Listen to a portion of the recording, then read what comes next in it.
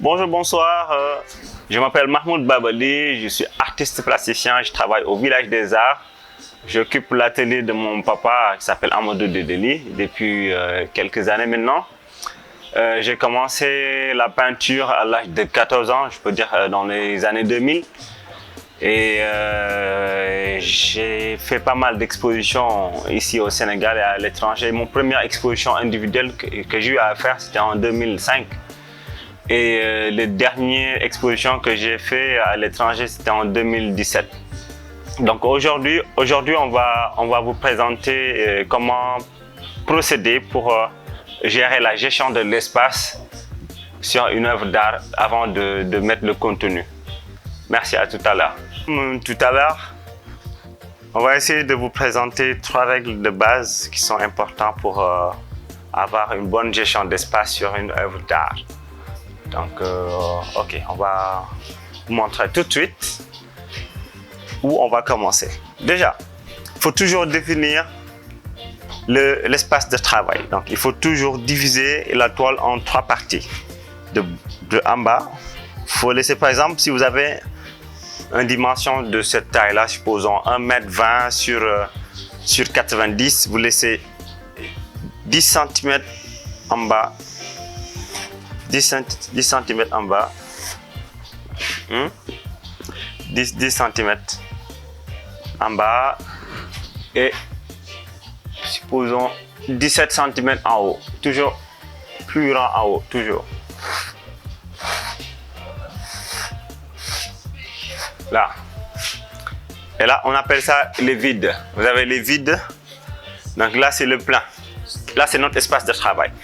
Et moi, je propose qu'on divise encore notre espace de travail en 2 parties au milieu.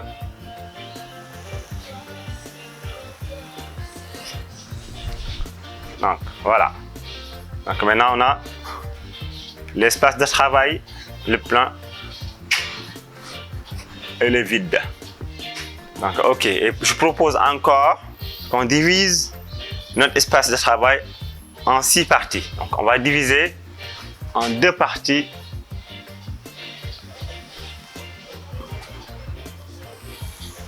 Comme ça. Et là, vous avez deux points focaux.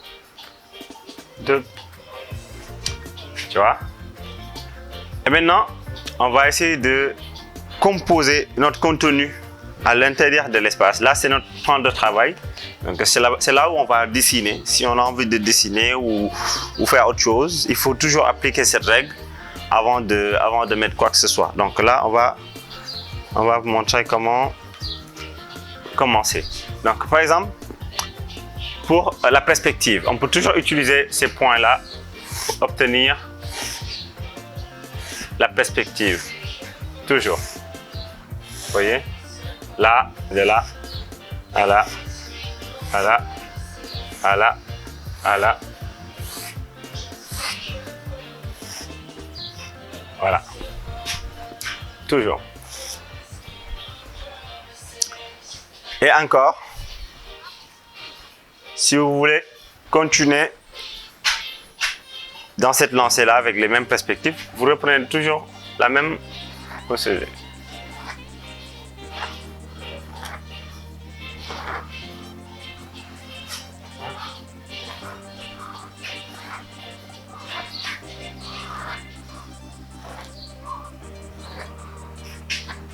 Ok. Là, c'est pour les débutants, hein. C'est pour les gens qui ne comprennent pas comment gérer la gestion de l'espace. Mais pour un artiste qui connaît déjà ce que je suis en train d'expliquer, c'est pas pour lui. Donc, allez. Maintenant, on va dessiner à l'intérieur de notre espace de travail. Là, on est libre de créer, de faire tout ce qu'on veut. La règle, c'est quoi?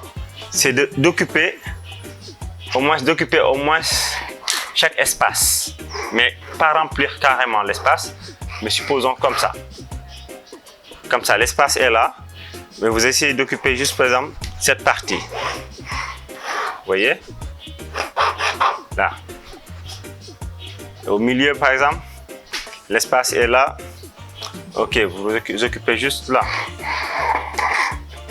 Supposons Et là.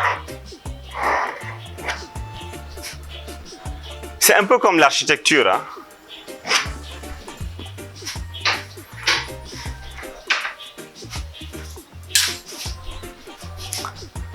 Ok, et pareil pour cet espace-là. Mais il faut toujours... Bon, là, ça dépend de vous, hein, selon ce que vous faites. Donc là, moi, j'utilise juste des formes géométriques pour gérer l'espace.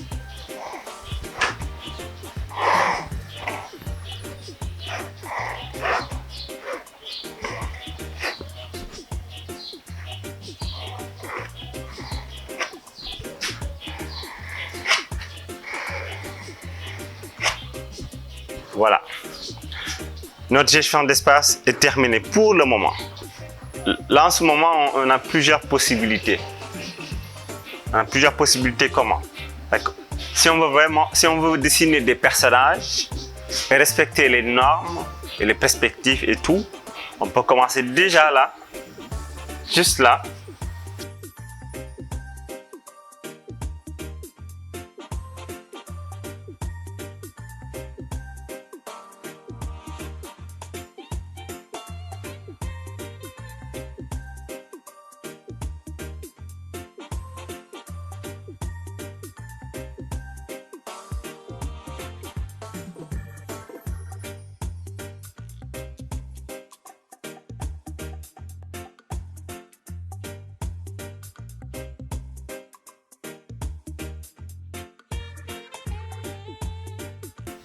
Donc là, je vous montre tout ça, mais tout ça, c'est moi, par exemple. Quand je dessine en surface comme ça, je peux mettre des carrés et mettre des personnages à l'intérieur, mais vous n'êtes pas obligé de faire comme moi.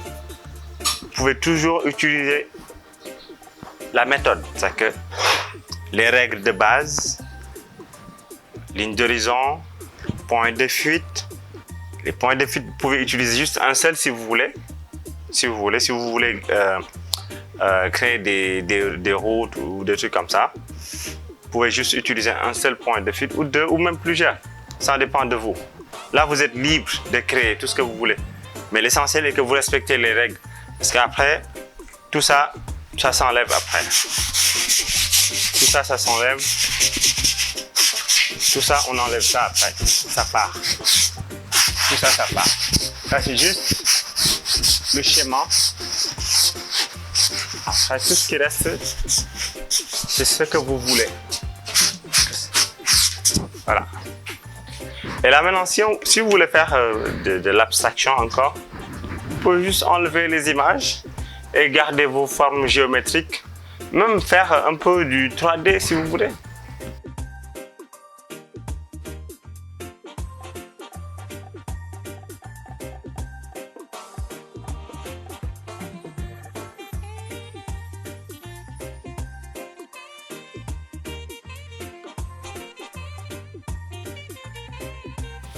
Voilà.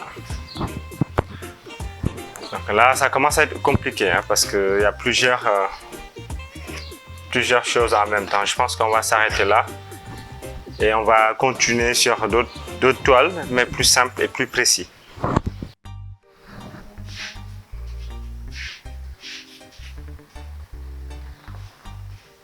Juste compléter la gestion de l'espace. Maintenant, on va dans une autre phase.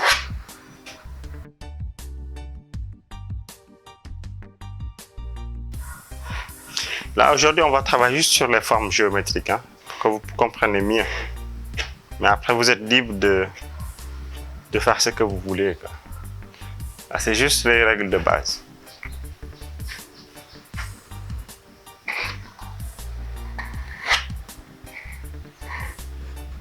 Ok. Je fais tout pour que ça équilibre. J'ai toujours cet espace-là qui est à moi. Donc, je le gère. Il ne faut pas que ça soit monotone. Il ne faut pas que ça soit symétrique. Donc, il faut calculer tout ça. C'est bon. Là, ça peut être encore mieux.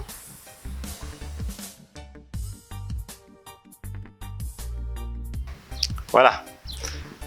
Là, là c'est bon, on a fini avec les traçages. Maintenant on va essayer de délimiter encore notre espace de travail et notre espace de travail, les pleins et les vides.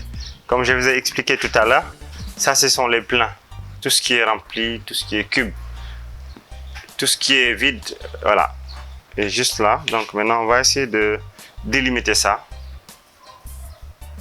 montrer carrément les vides pour voir est-ce que notre gestion d'espace est bien.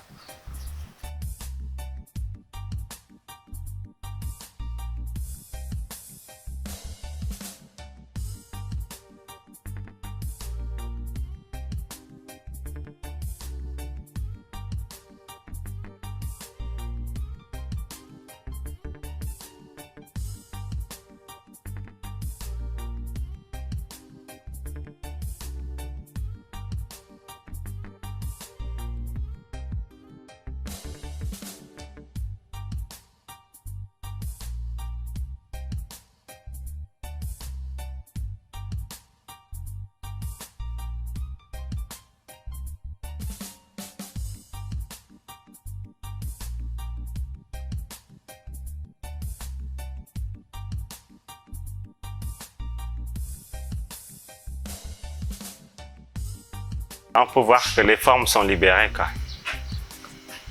Les formes sont libérées. Maintenant, après, on est libre de choisir les couleurs qu'on doit mettre à l'intérieur et respecter les volumes. Donc, pour respecter les volumes, il faut toujours appliquer la notion de la lumière. Il faut situer la lumière quelque part. Si c'est là ou là, de gauche ou à droite, en bas, en haut, il faut bien fixer au moins quelque part le soleil, car le soleil est où en ce moment? Il est à gauche ou à droite? Donc il faut le situer. Donc une fois que vous avez situé, vous pouvez savoir comment ressortir vos volumes. Comment sortir les volumes, comment garder ces volumes là, parce que là c'est juste des cubes. Maintenant si vous voulez que ça ait un aspect plus réel, il faut appliquer la notion de ombre et la lumière. Yeah. Ok, on va faire une petite résumé pour les gens qui ont suivi la vidéo depuis le début et peut-être ceux qui n'ont pas suivi le début de la vidéo et tout. Donc on va juste remettre encore les 3 règles de base qu'il faut respecter avant de faire quoi que ce soit sur une toile. Donc d'abord, on avait dit de délimiter l'espace ici, l'espace là. Et comme je vous ai dit tout à l'heure, ça c'est le vide. Ça, on appelle ça les vides hein, pour le moment. Et ça c'est les pleins. Donc les pleins maintenant ce n'est plus là mais c'est là. Tout ça c'est plein. Donc on appelle ça des pleins.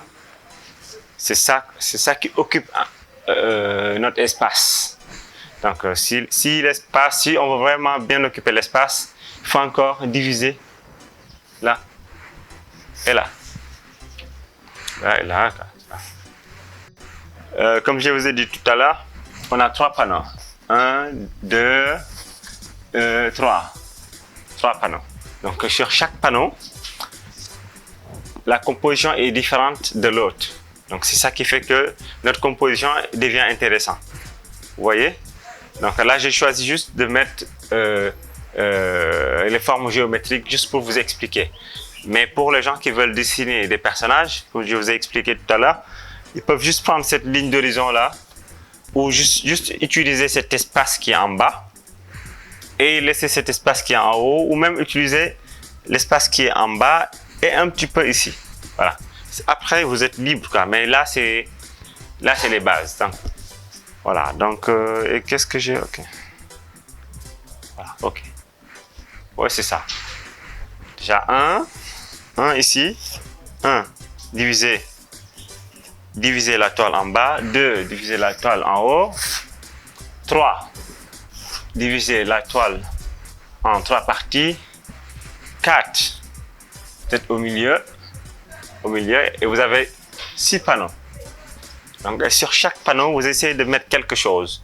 Donc, il ne faut pas occuper tout cette carré là, mais il faut essayer de l'occuper de manière aléatoire. Vous voyez? Même si vous dessinez des personnages, vous pouvez créer un personnage ici, d'autres là-bas. que ça puisse avoir une harmonie, quoi. Ouais. Donc c'est bon pour aujourd'hui, on va reprendre une prochaine fois. Et merci et à très bientôt. Merci pour les gens qui nous suivent sur la chaîne. Donc, on vous invite de nous suivre. Et puis, il y aura d'autres sujets qu'on va traiter. Donc, aujourd'hui, juste on parlait de 3 règles de base pour comment gérer l'espace et la gestion d'espace d'une toile. Et la prochaine fois, on parlera des couleurs, l'anatomie et tout ça, quoi. Ouais. En tout cas, suivez-nous. Merci.